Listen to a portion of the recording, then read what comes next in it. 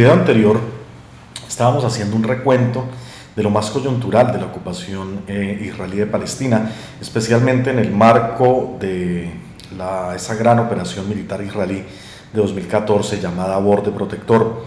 Y hablábamos justamente de este episodio con una periodista de CNN, en el cual ella cubría los bombardeos israelíes a la Franja de Gaza. Mostraba cómo un cohete israelí iba a caer en la franja, pero también mostraba cómo parte de la sociedad israelí había salido como si fuera una jornada festiva con sus sillas de playa a celebrar la caída de estos misiles en la Franja de Gaza. La sorpresa de la periodista fue tal que ella no puede ocultar su rechazo a esta manifestación de barbarie, y en cámaras hace un comentario bastante agudo que le cuesta justamente su posición dentro de CNN. Recordemos entonces este video.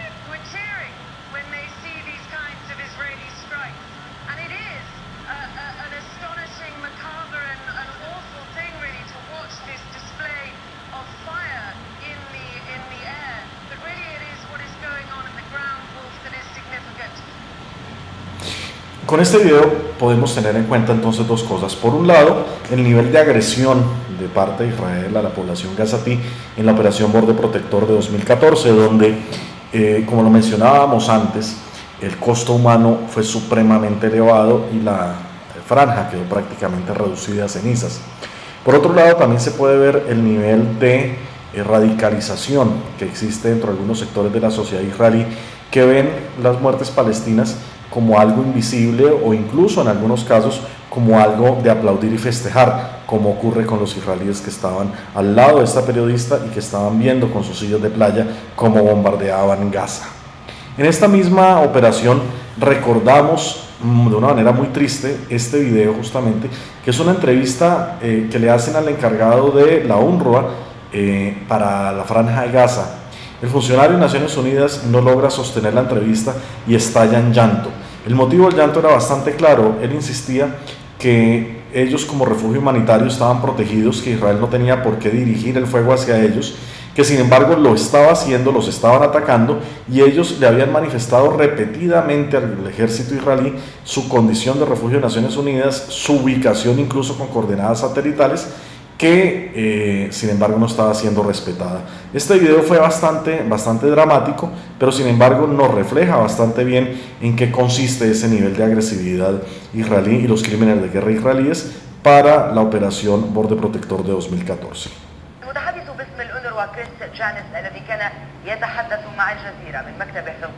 استطاع حبس تأثره بما جرى في مدرسة الأونروا في مخيم جباليا، لكنه لم يتمالك نفسه لهول ما شهده بمجرد انتهاء المقابلة على الهواء، وقد سجلت له الكاميرا هذه اللحظات. The rights of Palestinians, even their children, are wholesale denied, and it's appalling.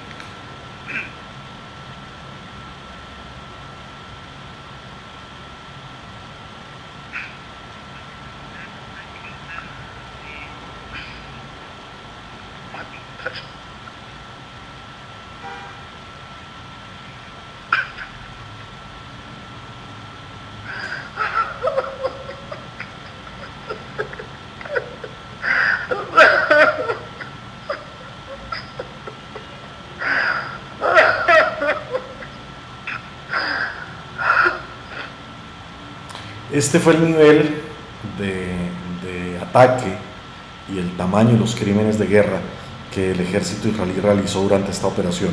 Se atacaron refugios de Naciones Unidas, se atacaron refugios de otro tipo de organizaciones humanitarias, se atacaron bienes protegidos y se atacó indiscriminadamente a la población civil.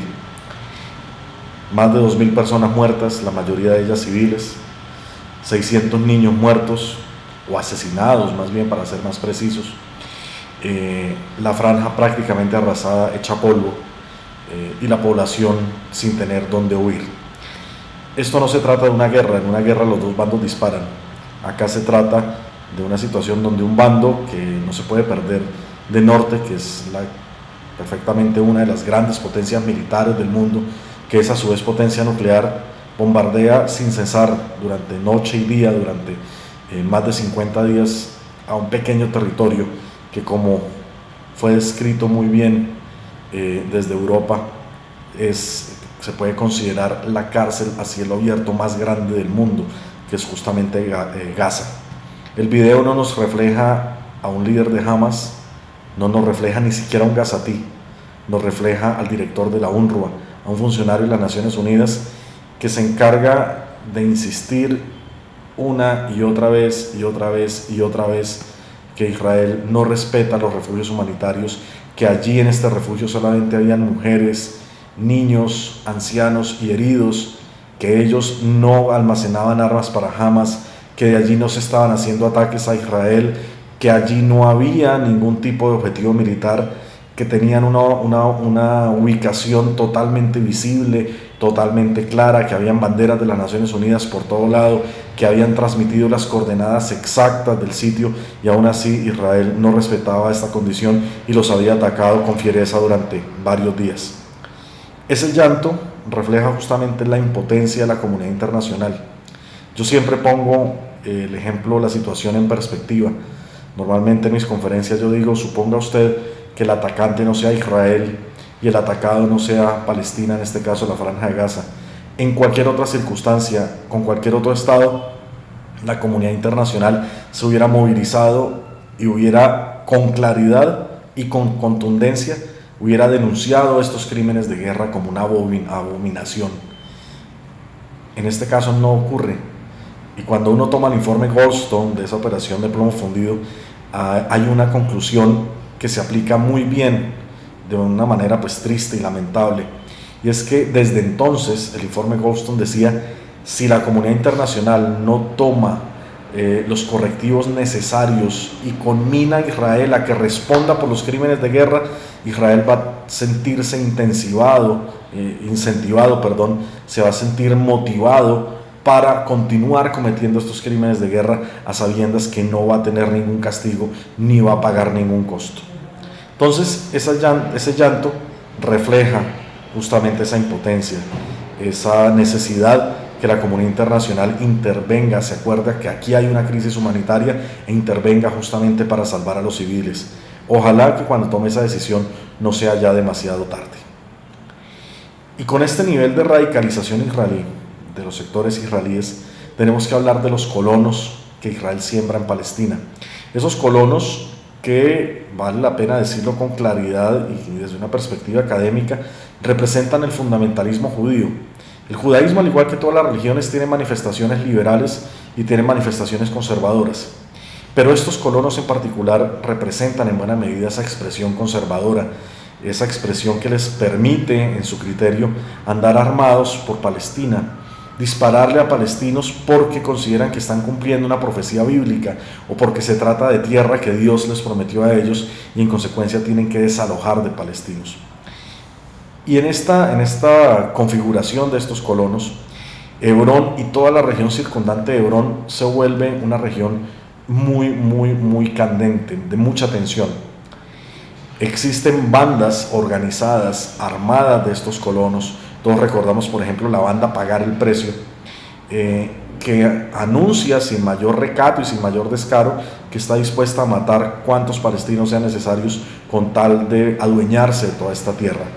Pues bien, recordamos entonces el triste episodio que ocurrió el 31 de julio de 2015 en la localidad palestina de Duma, donde una de estas agrupaciones de colonos radicales, de colonos fundamentalistas, asaltaron en la mitad de la noche la casa de la familia Dawabshe, lanzaron bombas incendiarias y en el incendio resultante, el incendio provocado, muere en primer lugar el bebé Ali Dawabshe, el bebé de la familia Dawabshe de 18 meses de edad.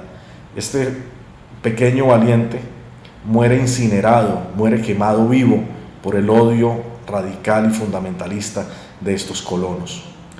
A los días, muere su mamá, muere su papá y solamente le sobrevive su pequeño hermano de 4 años, que no solamente tiene que llevar con las heridas de su cuerpo producto del incendio, sino ahora tiene que cargar desde muy pequeño esa trágica historia familiar de saber que su hermanito murió quemado vivo por el odio y la ceguera de ese fundamentalismo que lleva a exterminar palestinos. Este caso, la familia Dawabshe se suma a los miles y miles y miles de casos de crímenes de guerra que en algún momento las instancias internacionales, particularmente la Corte Penal Internacional, que es la vigente al momento de hacer este video, tendrán que asumir y tendrán que investigar a fondo. Y no solamente son estos casos, infortunadamente estos casos no son la excepción. Vamos a ver ese comportamiento ilegal del ejército de ocupación israelí. Yo aquí hago una diferencia, yo parto en dos el ejército de Israel. Un ejército es el ejército que debe estar dentro de Israel, que de hecho no lo está, que seguramente es el que va a querer, como cualquier otro estado, hablar de la seguridad de la defensa israelí, pero otro ejército, aunque sean los mismos soldados, es el ejército que está dentro de Palestina, es el ejército de ocupación, es el ejército invasor. Son dos caras del mismo ejército, yo lo sé, y no hay diferencia entre un soldado que esté en un lado y en el otro, yo lo sé. Sin embargo, esta diferencia la hago sobre todo para desmitificar la forma como los israelíes presentan a su ejército como el ejército de defensa de Israel. Una defensa no se hace invadiendo al vecino, una defensa no se hace ocupando al vecino y humillando al vecino y sirviendo de herramienta para robar sus tierras y reducir su vida a lo mínimo posible. Eso no es un ejército de defensa, eso es un ejército de ocupación. Y en este video vamos a ver uno de esos episodios más de la ilegalidad de este ejército de ocupación, donde una jovencita adolescente palestina es disparada, ella herida cae en el suelo, necesita con urgencia atención médica. Los soldados, sin embargo, impiden que la ambulancia le preste una atención médica oportuna y adecuada. Finalmente la jovencita muere y a pesar de eso, o no contentos con eso, los soldados atacan a la población palestina que intenta prestarle ayuda a la niña, y dentro de los atacados existe un discapacitado que es golpeado y lanzado fuera de su silla de ruedas por parte de uno de los soldados israelíes de ocupación.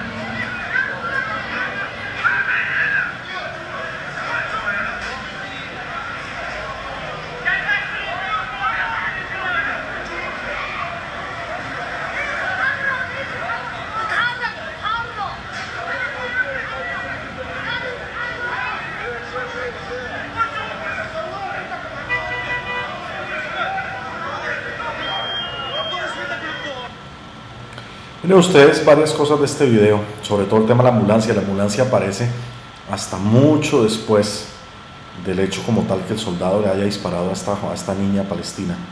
Y si ustedes se dan cuenta, la ambulancia incluso no se le permite llegar al sitio. La ambulancia es detenida mucho tiempo muy cerca de la niña, pero ni siquiera se le permite acceder a ofrecerle los primeros auxilios. Aquí es donde yo me pregunto, ¿qué sentiría usted que está viendo este video cuando un soldado invasor, un soldado externo, viene a su casa, viene a su país, viene a su ciudad y le dispara arbitrariamente a cualquier persona, incluyendo su niña de 15 o 14 años, como la jovencita que estaba allí? Y fuera de eso, no solamente le dispara, sino que hay una agresión posterior, que es dejarla desangrarse en el suelo sin recibir ningún tipo de asistencia médica, ni nada que calme esa herida, ni nada que calme ese dolor. Y a eso súmele otra cosa. ¿Qué sentiría usted teniendo a su hija en esas condiciones y ver que la dejan morir en el suelo? Ese producto de ese ejército invasor.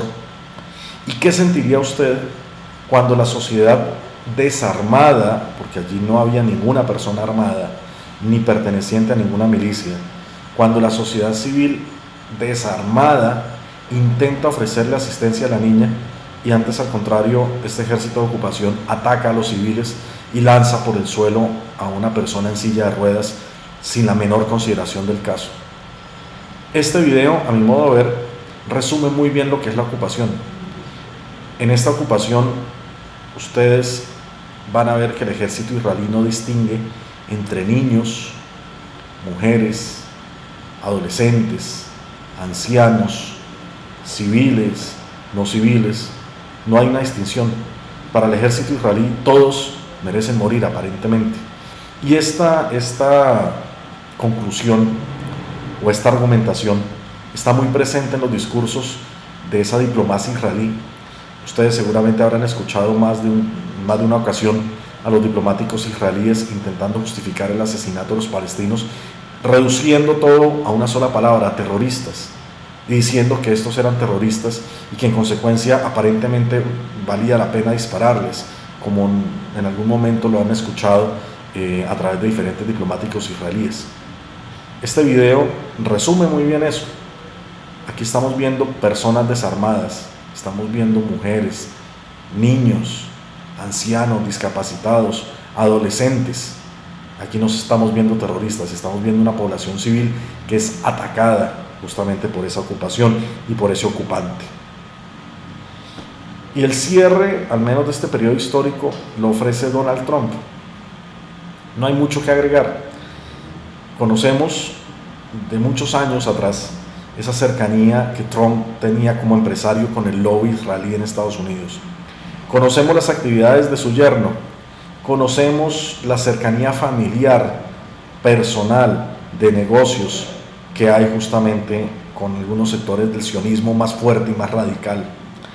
Y ya desde su periodo de candidato, él mismo lo dejaba ver, esa cercanía irrestricta que iba a tener con Israel. Y cuando digo irrestricta, quiere decir incluso por encima de la ley que iba a tener con Israel.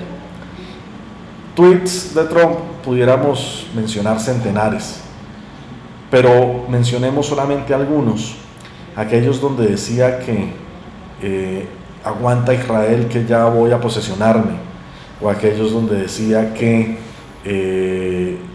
Israel va a contar con el apoyo irrestricto de los Estados Unidos en su economía y en su defensa. Y viene entonces el episodio de Jerusalén, esa ilegal decisión de Trump de mover la embajada estadounidense de Tel Aviv a Jerusalén. A mi modo de ver, con varias intenciones. Por un lado, intentar volver el conflicto, que no es religioso en sus orígenes, intentar volverlo religioso y volverlo o reducirlo todo a una discusión religiosa por Jerusalén y a quién le pertenece Jerusalén, cuando esto no es la esencia del conflicto. Tratar de arrastrar en segundo lugar a otros actores regionales como Irán, por ejemplo, y tener una excusa para seguir llevando la guerra al Medio Oriente, sería otro de los objetivos. Pero a mi modo de ver, unos objetivos tal vez más es intentar sacar a Jerusalén de la mesa de negociaciones. Y no solamente Jerusalén, al comienzo de lo que lleva el año en el cual realizamos este video, que es el año 2018, hemos visto de una manera muy trágica esa masacre que el ejército israelí hizo en Gaza, en el marco de la marcha por el retorno, esas manifestaciones palestinas pacíficas que fueron reprimidas por Israel salvajemente, donde en mes y medio manifestaciones murieron casi 150 palestinos y más de 10.000 resultaron heridos por fuego real, por munición real israelí.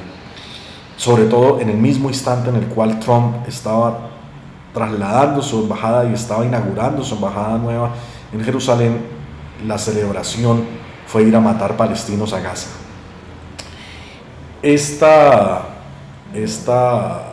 ataque a la marcha por el retorno y las manifestaciones de la marcha por el retorno pareciera indicar que Trump también quiere sacar de la agenda de negociación el tema de los palestinos en la diáspora.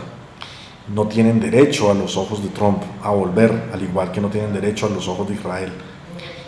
Y aquí entonces vemos que la administración Trump está sacando dos temas de la mesa: Jerusalén y el tema de los refugiados. Pareciera también que saca del tema de la mesa el tema de las colonias. No se va a oponer a un crecimiento de las colonias por parte de Israel, a que Israel siga robando tierra palestina. Entonces, cuando usted de la mesa de negociaciones saca Jerusalén, refugiados y colonias, ¿qué queda de la agenda de negociación? Entonces, ¿cuál va a ser esa fabulosa, entre comillas, propuesta de paz que iba a hacer Trump para arreglar solucionar el conflicto palestino-israelí? Una propuesta de paz donde los palestinos tienen que arrodillarse y esperar cómo el ocupante es el que impone las condiciones. Una agenda de negociación totalmente favorable al ocupante, con el único camino, desde la perspectiva de Trump, con el único camino que tendrían los palestinos, que sería aceptar mansamente su suerte. Pues es difícil. Y vuelta y planteo el tema en perspectiva: quiten el nombre Israel y quiten el nombre Palestina. Pensemos cualquier pueblo bajo ocupación que sea sometido a estas condiciones, finalmente cómo va a organizarse, cómo va a pensar y qué va a sentir este pueblo en ocupación. Para nada favorece esas decisiones que se han tomado desde Washington con los primeros años de la administración Trump. Para nada favorecen entonces a una solución en el conflicto. Ya sabemos que normalmente Estados Unidos tiene unos intereses muy cercanos al lobby israelí. Por esto recordamos este libro del mediador deshonesto, por ejemplo, que ya analizaba y lo planteaba de una manera limitada la posible influencia de Estados Unidos en la solución. Pero una cosa era esto y otra cosa es ver cómo se reta al derecho internacional, se reta a la legalidad internacional, se desconocen decenas de resoluciones del Consejo de Seguridad de la ONU solamente para favorecer el capricho del niño malcriado en el sistema internacional que es Israel. Con esto hacemos el cierre de nuestro gran módulo histórico. Hicimos un recorrido desde los orígenes del conflicto, desde esos antecedentes finalizando el siglo XIX hasta cuando menos el año 2018, al menos el primer semestre del 2018. A partir de entonces vamos a entrar en otra serie de discusiones temáticas.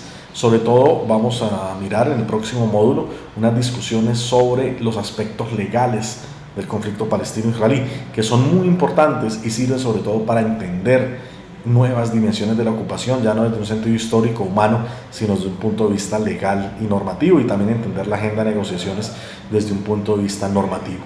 Muchísimas gracias.